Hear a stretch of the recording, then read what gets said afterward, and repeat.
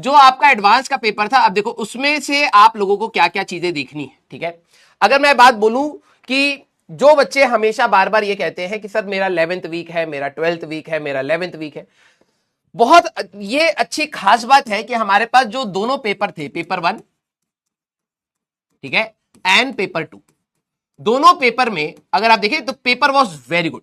मेरे हिसाब से पेपर वॉज जो होना चाहिए, ठीक है, वैसे ही था, और बहुत अच्छा परसेंटेज भी रखा है। अगर आप 11th का देखें एंड 12th का देखें हमारे पास पोर्शन, तो अप्रोक्सीमेटली मतलब इसमें इस साइड में ग्रेटर देन 50% है, मतलब आप मान लीजिए आप इसका 52 के आसपास है, इसका 48 के आसपास है, फिर इस वाले में इसका 52% है, इसका 48% है।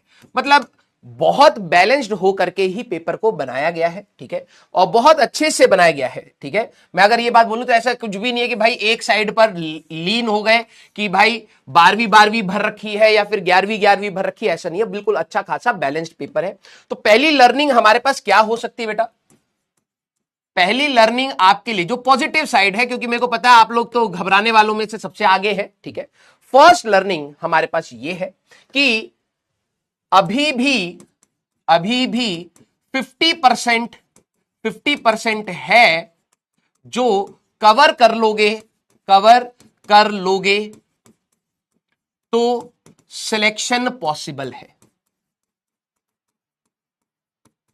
पॉसिबल हमारे पास है। देखो नेक्स्ट लर्निंग आपके लिए ये है कि यहां पर ये पहली लर्निंग आपकी होनी चाहिए। सेकंड लर्निंग आपकी ये है कि हाई मार्क्स स्कोर नहीं करने होते। हाई मार्क्स यहां पर अगर आप देखें तो ये लो स्कोरिंग मार्क एग्जाम है, लो स्कोरिंग एग्जाम है, ठीक है।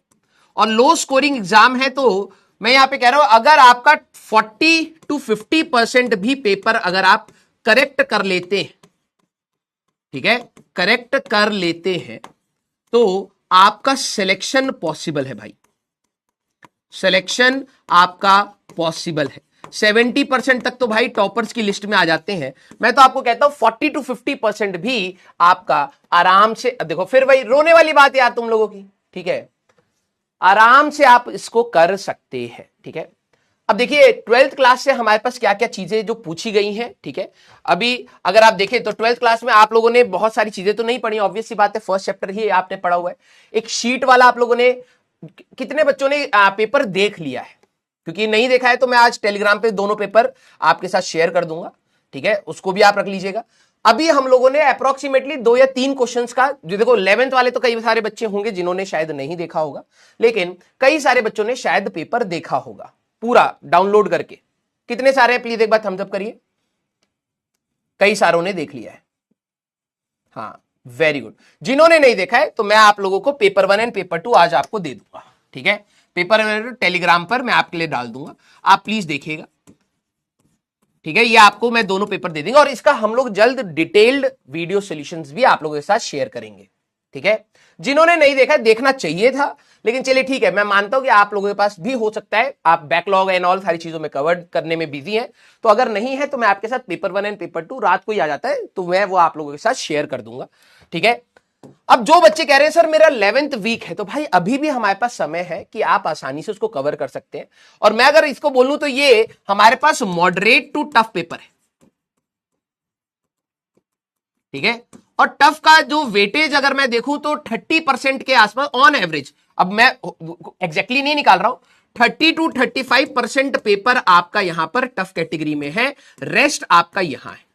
और अगर आप देखें मॉडरेट से ही आपका जो सिलेक्शन रेशियो होता है वहां से आप अगर आप देखें तो आप इसको आराम से कर सकते हैं, ठीक है। अब देखो पॉजिटिव माइंडसेट अगर आप लोग रखेंगे, प्रैक्टिस अगर अच्छे से करेंगे तो आपको चीजें समझ आएंगी। हम लोगों ने फ्लक्स का एक क्वेश्चन किया था, वो मैं चाहता हूं कि हम लोग जब एक बार डिस्कस करेंगे तभी करेंगे आराम से। इसको मैं बैच में ही अगर आप लोग बोलेंगे तो 11th क्लास के जितने भी क्वेश्चंस, ठीक है, मैं यूट्यूब पे नहीं डिस्कस करना चाहता, मैं चाहता हूं कि अगर आप बोले तो मैं बैच में एक दिन हम लोग एक्स्ट्रा निकाल करके इसको डिस्कस कर लें, आप जैसा बोले। क्योंकि देखो अब कई सारे बच्चे होंगे कि जिन्होंने 11th अच्छे से नहीं करी हुई है, तो 11th के क्वेश्चंस और क्लास में कहां कहां पर कौन कौन सी चीजें बताई गई हैं वो भी मैं आपको बताता हुआ चलूंगा। 11th के क्वेश्चंस एंड अभी तक जो भी हमारे 12th के क्वेश्चंस हो चुके हैं उनको हम लोग एक बार डिस्कस कर लें। इफ यू विल से तो हम लोग कंबाइन कर लेंगे, क्योंकि देखो टाइम लगता है डिस्कशन करने में, तो हमें एक दो क्लासेस हम लोग कर सकते हैं। पक्का आप लोग डिमोटिवेट तो नहीं होंगे? ठीक है, क्योंकि ये भी है, लालच में मत बोलिएगा। देखो अगर आप उसको एक पॉजिटिव साइड से देखोगे तो करना जरूरी है। वंस अगर या तो फिर आप अच्छे से सर मेरी प्रैक्टिस हो गई है, मैंने टेस्ट दे दिया, रिवाइज कर लिया है, कंप्लीशन है मेरा, तब करें तो और भी मजा आए। लेकिन अगर आप चाहते हैं कि सर 11th क्लास के जो भी हमारे क्वेश्चंस हैं, कहां कहां पर सर आपने ये सारी चीजें बताई थी, वो भी मैं अगर आप चाहो तो मैं बता सकता हूं, लेकिन वो थोड़ा सा शो ऑफ लगता है, वो करना नहीं चाहिए। लेकिन यस, जैसे मैं कंसेप्ट बताऊंगा, जो बच्चे पढ़े होंगे अर्जुना 1 से, आपको डेफिनेटली वो चीजें कहीं ना कहीं से मिलेंगी। यस, डिमोटिवेट तो नहीं होगे? ठीक है, तो चलिए भाई, तो इसको अपन लोग प्लान करते हैं, वी विल प्लान इट, और मैं आपको इस चीज के बारे में बता दूंगा कि कब हम लोग इसको डिस्कस कर लेंगे। ठीक है, इलेक्ट्रिक फील्ड, वो शीट की वजह से इलेक्ट्रिक फील्ड का एक फॉर्म हमारे पास एक क्वेश्चन आया था, अगर आप लोगों ने देखा हो तो दिल बना दीजिए, जो अभी तक हम लोगों ने 12वीं क्लास में पढ़ा है। और एक फ्लक्स वाला था, और अगर आप देखिए वो फ्लक्स वाला जेई एडवांस के पीवाईक्यू से थोड़ा सा मोटिवेटेड आप कह सकते हैं, या इंस्पायर्ड आप कह सकते हैं। अगर आपको याद आ रहा हो कि हमारे पास एक ऐसा वाला सवाल हम लोगों ने करा था, √3a/2, और ये हमारे पास एल लेंथ, और ये हमारे पास ए, कुछ ऐसा करके था।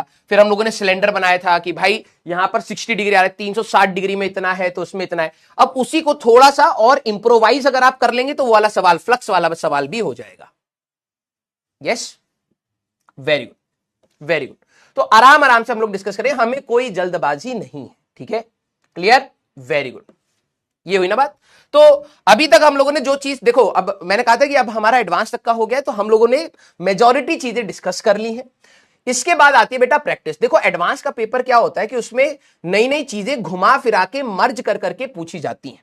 ठीक है, अब आप लोगों को पता होगा उसमें एक सिग्निफिकेंट फिगर का भी एक सवाल आ गया था।